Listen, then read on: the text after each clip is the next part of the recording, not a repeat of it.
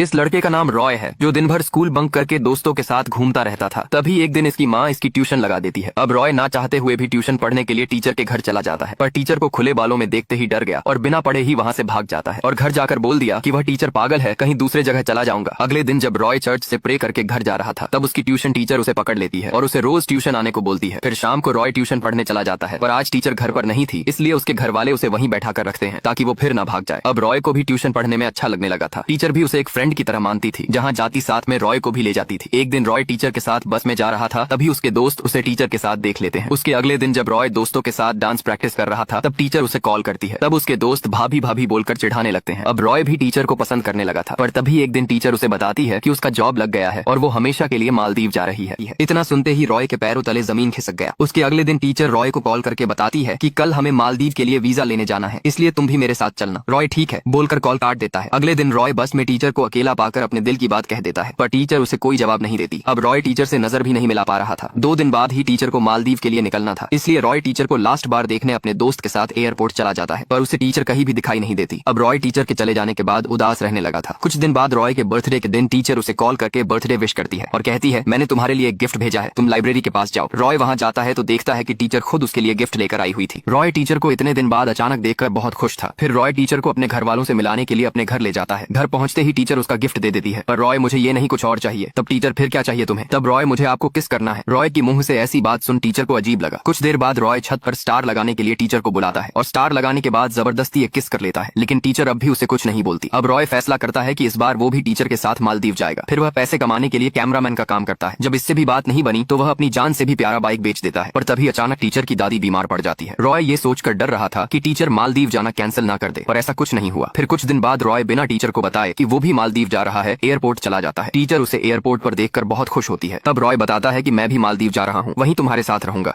इतना सुनते ही teacher shock हो जाती है। फिर रॉय टीचर का पासपोर्ट मांगता है। तभी टीचर के साथ खड़ी महिला उसे घर जाने को बोलकर वहाँ से चली जाती है, पर रॉय फिर से टीचर का पासपोर्ट मांगता है, क्योंकि बिना टीचर के पासपोर्ट के वह मालदीव नहीं जा सकता था, पर टीचर उसे पासपोर्ट नहीं देती है। अब रॉय वहाँ के स्टाफ से रिक्वेस्ट करता है। तब स्टाफ बताता है कि अगर वो 25,000 रुपए जमा करता है तो वह मालदीव जा सकता है। अब रॉय हेल्प के लिए भागकर अपने फ्रेंड के घर जाता है, पर उसका फ्रेंड घर पर नहीं था। फिर वह दोबारा एयरपोर्ट जाता है और जैसे तैसे करके फ्लाइट में चला जाता है। मालदीव पहुंचने के बाद रॉय अकेला पड़ चुका था। तभी वहाँ के स्टाफ उसके रोने का कारण पूछते हैं। तब रॉय मेरा फ्रेंड खो गया है। अब स्टाफ टीचर को खोजने में उसका मदद करते हैं, पर टीचर बोल देती है कि मैं इसे नहीं जानती हूँ।